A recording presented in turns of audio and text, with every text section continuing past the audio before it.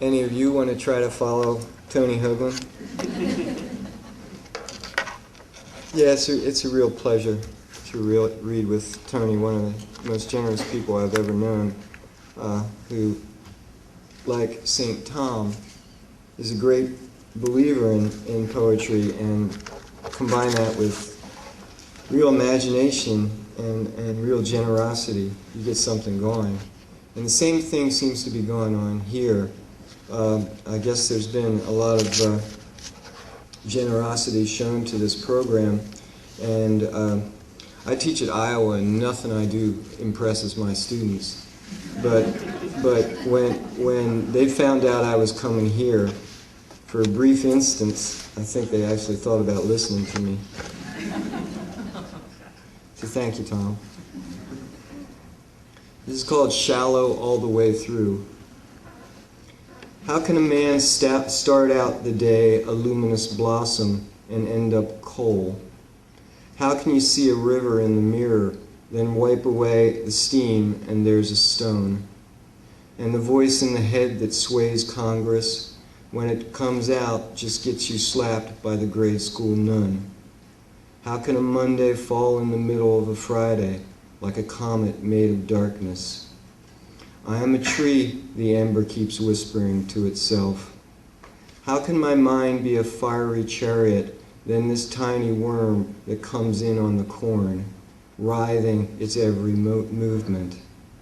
One day, in the woven silk of its denial of itself, maybe it will morph into a winged, already half-dust thing, and rise to some welcoming glare to be singed into oblivion, then fall to the sidewalk to be finished off by toads.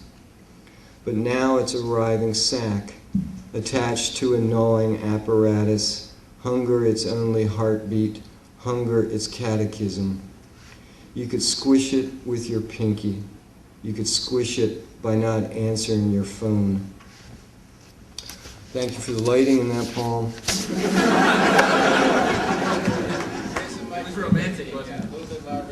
Yeah, I got it. I'm just glad I wasn't losing consciousness.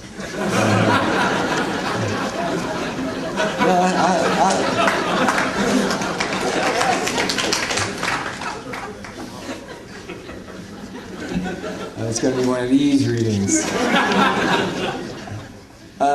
You'll recognize some of the language and the sort of idiom this poem is working with. It's called Floundering Fathers. We hold these truths to be evidence not of themselves but instincts unsuspicious, ordained by deep upheaval, scorched free pentimenti, what makes a person defy curfew and walk through calderas, confidant of forbidden kisses, or plant a sapling in the yard of a house he's left. Other matters on which our lives depend bore us. Oxygen, yawn. Everything's on edge, and there must meet another edge, not necessarily to overlap, although that's bound to happen, but at least leap to another context, see the air, the hand, the hollow, as every nerve does at synapse. We have seen such indiscretions dictated by the unseen before, hoping to keep ourselves apart, demerits piling up, the fossil record a mess due to these tectonics, only explained by impulses explaining nothing, just blurts, eruptions, revelatory deliriums when most we'd rather retire, demur, pass on, pass out. But these disguises slip because we wish them to, hardly knew they were disguises, cajoled out of our closed, groped, pawing, not telling the truth is telling us. We puppets would have it no other way. Someone must apprise our secret sunburn, must say the thing we hoped and dreaded. Thus is revealed unpremeditated as a hurricane, a bush covered with berries we'd heard since childhood were poisonous, but turn out sweet. I'll try to find something a little less abstract. Or maybe I'll just give up. This is called Selected Recent and New Errors. My books are full of mistakes, but not the ones Tony's always pointing out. As if correct spelling is what could stop the conveyor belt the new kid catches his arm in. 3 weeks on the job and he's already 600 legal pages.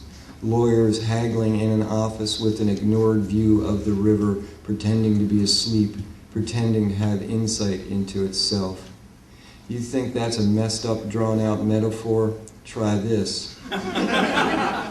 If you feel like you're writhing like a worm in a bottle of tequila, you don't know it's the quickness of its death that reveals the quality of the product. It's proof.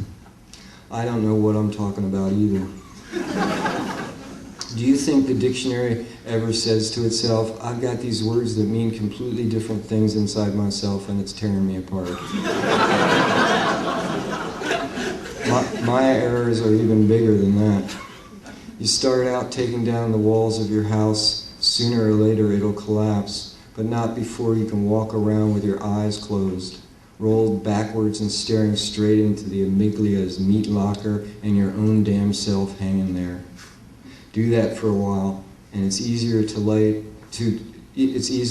delight in the snow that lasts about 20 minutes longer than a life held together by the twisted silver baling wire of deception and stealth. But I'm not confessing nothing. On mornings when I hope you forget my name, I walk through the high wet weeds that don't have names either. I don't remember the word do. I don't remember what I told you with your ear in my teeth. Further and further into the weeds.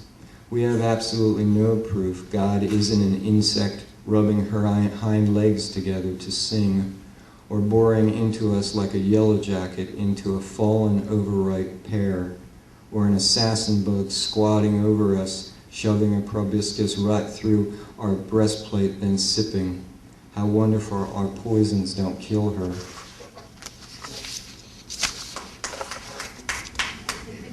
Survived another one.